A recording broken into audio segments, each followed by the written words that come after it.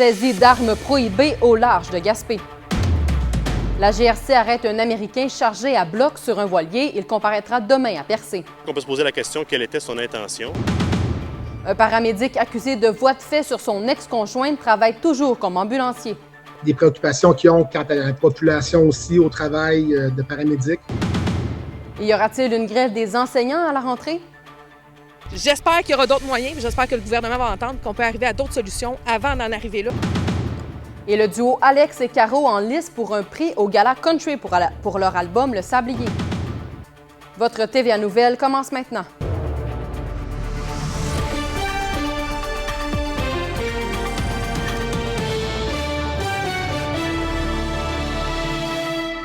Bon début de soirée, merci de vous joindre à nous. Une nouvelle quelque peu inquiétante d'abord, la GRC a saisi plusieurs armes à feu, dont des armes prohibées à bord d'un voilier au large de Gaspé dimanche. Un Américain, Wayne Alfonso Bradford, âgé de 63 ans, a été arrêté. Les policiers ont intercepté le navire lors d'une patrouille de surveillance. Ils ont constaté que l'individu n'avait pas signalé sa présence au service frontalier ni déclaré ses armes. L'homme comparaîtra à Percé demain.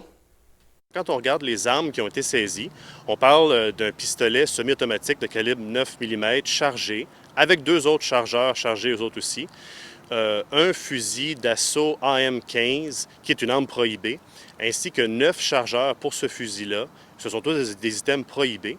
Un fusil à pompe de calibre 12, mais surtout 1400 balles de fusil pour ces 3 armes à feu-là. C'est sûr qu'on peut se poser la question, quelle était son intention? Un paramédic des îles de la Madeleine qui a été reconnu coupable de voies de fait causant des lésions travaille toujours à titre d'ambulancier. Et Patrick, selon le syndicat, cette situation crée un malaise dans l'équipe. Absolument. Et c'est en raison de la nature et de la violence des événements, des gestes posés par Jean-Benoît Leblanc. Et les événements sont survenus il y a quelques mois aux îles de la Madeleine. Selon ce qui a été rapporté au tribunal la semaine dernière, M. Leblanc avait de la difficulté à accepter la rupture avec sa copine de l'époque, au point tel que le soir du 13 janvier 2022, il s'est rendu au quai de Cap-aux-Meules pour rencontrer l'ami de cette dernière. Et c'est là qu'il l'a agrippé, roué de coups de poing, asséné des coups de genoux au visage, en plus de le menacer de mort. La victime, qui se trouvait à ce moment à bord de sa voiture, a eu des fractures au visage. Les événements reprochés sont survenus donc dans un contexte de violence conjugale en décembre 2021, janvier 2022. Jean-Benoît Leblanc a aussi été reconnu coupable de méfaits, d'harcèlement et de voies de fait à l'égard de son ex-ami de cœur. Il lui a notamment lancé une imprimante lors d'une chicane verbale. Le juge a entériné la suggestion des 2 parties, soit d'octroyer une peine de prison à purger dans la collectivité. Le président du syndicat souligne qu'il y a une sorte de malaise au sein de l'équipe. On l'écoute. Oui, c'est sûr qu'on a eu des appels de nos membres aux îles de la Madeleine concernant la situation qui a été vécue, des préoccupations qu'ils ont quant à la population aussi au travail de paramédic. Il y a un comité d'examen qui va se pencher sur la situation. Il faut comprendre que le comité d'examen a pour but de protéger la population, à savoir s'il y a des risques de récidive auprès de la population lors des interventions.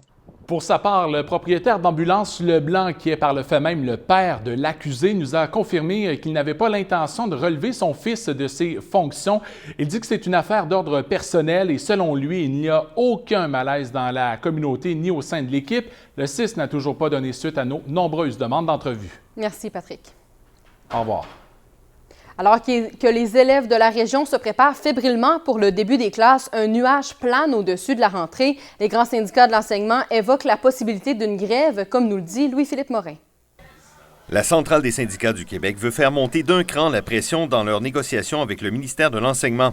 Les syndicats veulent consulter leurs membres et récolter un mandat de grève. Une carte qu'on pourrait jouer plus tard. Ce sera une carte à jouer si on arrive là puis le gouvernement, on n'a pas de résultat. Mais c'est vraiment dans la mécanique pour avoir si on arrive à faire la grève, qu'elle soit légale. Pour le moment, une mobilisation doit avoir lieu le 23 septembre prochain. Une autre façon de rappeler au gouvernement que les enseignants sont sans contrat de travail depuis mars dernier. C'est bien peu pour dire qu'on est vraiment dans une négociation où on veut faire avancer. On espère ardemment qu'ils vont presser le pas et augmenter la cadence pour arriver à des pistes de solutions qui vont venir donner de l'air à tout le personnel en éducation. D'autres syndicats d'enseignement prévoient une grève du zèle dès le début de l'année scolaire.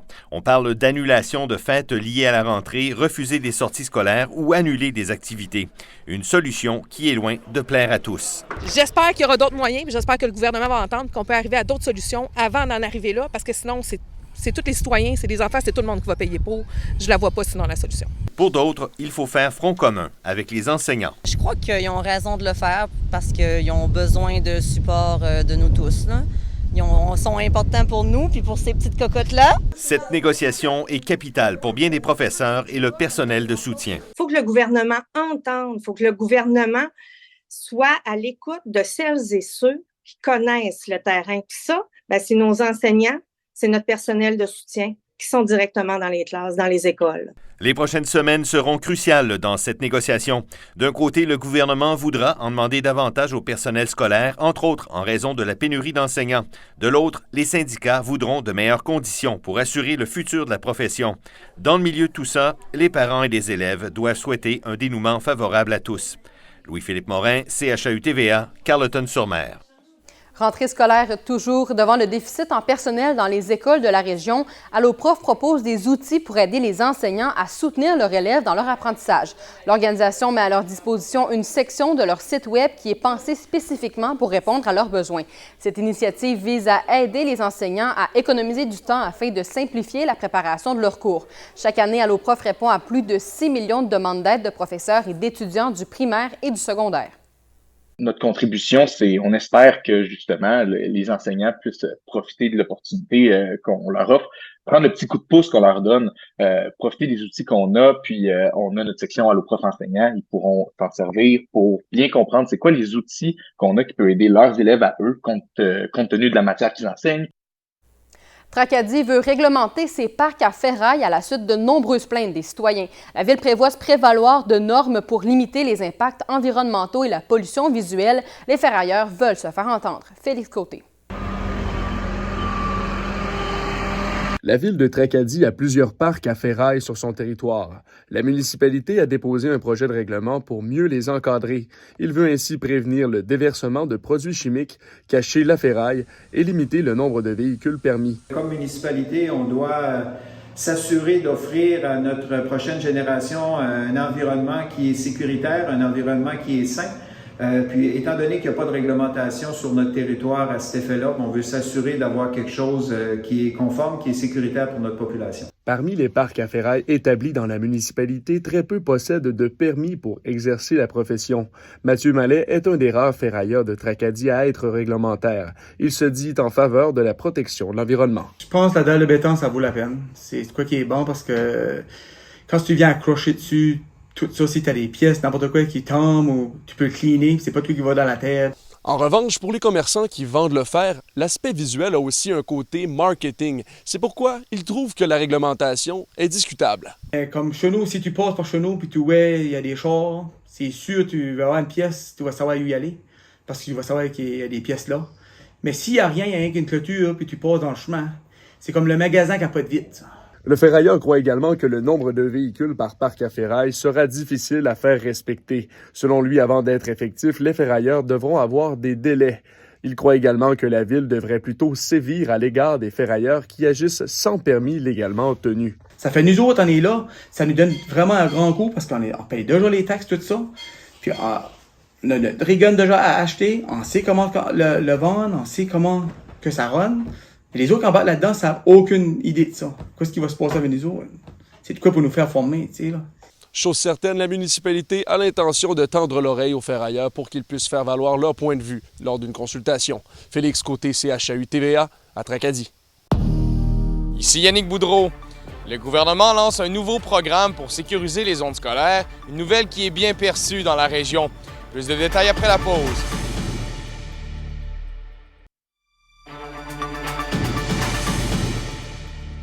Le gouvernement a annoncé une série de mesures pour augmenter la sécurité aux abords des zones scolaires. Des changements qui auront un impact important dans la région, surtout pour les établissements, situés directement aux abords de la 132. Yannick Boudreau. L'annonce du gouvernement a été bien accueillie dans le milieu scolaire de la région. Les principaux intéressés sont ravis de voir que leurs élèves pourront arriver à l'école dans un environnement sécuritaire et ils ont l'intention de faire respecter les nouvelles mesures. Comme société, avec l'annonce du ministre de Drainville et de sa collègue Mme Guilbeault aujourd'hui, là, on pose un geste pour protéger nos jeunes et ça, c'est salué, je pense, à travers toute la communauté. Ben, c'est sûr que nous, on va s'assurer de la sécurité de nos élèves, c'est ce qu'il y a de plus important. Donc, on verra ce que le projet nous dit, puis on va s'assurer de faire respecter tout ça. Des radars photos, des corridors scolaires et la diminution des limites de vitesse font partie des mesures annoncées par Québec. Pour le gouvernement, il fallait agir après le lourd bilan de l'année dernière. 392 personnes sont décédées l'année dernière. Quand on regarde le bilan de la SAAC, 392 décès, 392 tragédies, à la fois pour les survivants aux personnes qui décèdent, mais aussi pour les personnes qui sont en cause dans ces accidents-là. Malgré les nombreux changements à venir, Alexandre Marillon rappelle l'importance d'être vigilant au volant, encore plus à un endroit où les enfants peuvent être distraits. Je peux concevoir que ça puisse créer des inconforts à certains endroits, mais c'est un enjeu majeur, la sécurité des enfants. Il faut se rappeler, là, quand on a le volant entre les mains, qu'on a aussi la vie des enfants, la vie des jeunes, entre nos mains. La population, quant à elle, est favorable aux mesures de réduction de la vitesse dans les zones scolaires. Ben même moi, quand j'allais à l'école plus jeune, les gens faisaient pas attention. C'est pas de hier. Là. Je suis d'accord avec ça, obligatoirement, parce que y a beaucoup de gens qui circulent en tant que piétons, donc je serais bien d'accord pour sécuriser ces zones-là. Ça va faire du bien pour ceux qui traversent. Mais il faut regarder des deux bords, automatiquement. Là, nous avons qu'à penser aux écoles de Matapédia et de Port-Daniel-Gascon qui sont situées directement sur la 132 pour imaginer l'impact que ces changements auront sur la sécurité. Il sera maintenant aux automobilistes de respecter les mesures afin que la sécurité règne dans les zones scolaires. Yannick Boudreau, CHAU-TVA, à Carleton-sur-Mer.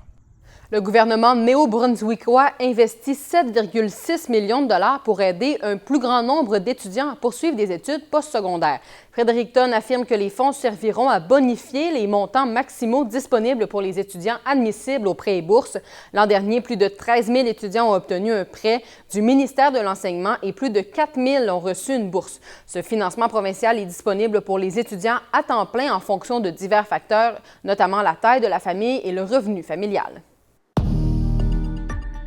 Francis, on parle météo dans un moment et les prochaines journées seront très belles. Je peux vous dire que ça va être un cas de vert fumé. Le soleil sera bien visible partout. Les détails en fin de bulletin.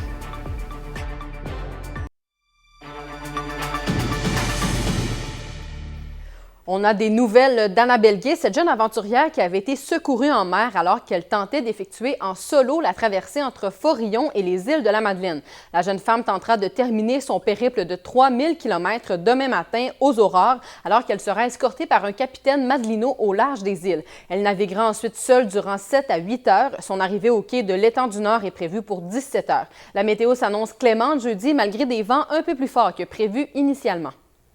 C'était de retrouver le bateau, de le réparer, de le faire venir aux îles de la Madeleine, de trouver un capitaine qui puisse m'escorter au large. C'était énormément de logistique pour voir cette journée-là possible. Donc, oui, je me pince encore de me dire que je vais pouvoir terminer ma traversée autrement, mais la terminer quand même.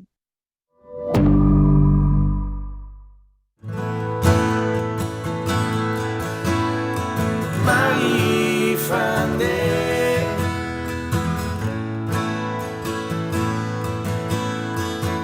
3 ans après la sortie de son premier EP, le chanteur et musicien gaspésien Johnny Arsenault lance, Michel, un tout nouvel extrait radio. Oui, celui qui s'est fait connaître du grand public en 2015 en participant à La Voix, puis en accédant au quart des finales du Populaire Variété, qui a également accompagné à titre de guitariste la formation de Brothers sur les routes de l'Est canadien dans les dernières années, nous offre un nouveau titre de sa discographie, décrite comme un hommage à toutes ces femmes qui ont vu leurs rêves et leurs aspirations s'évanouir lentement et tristement avec le temps.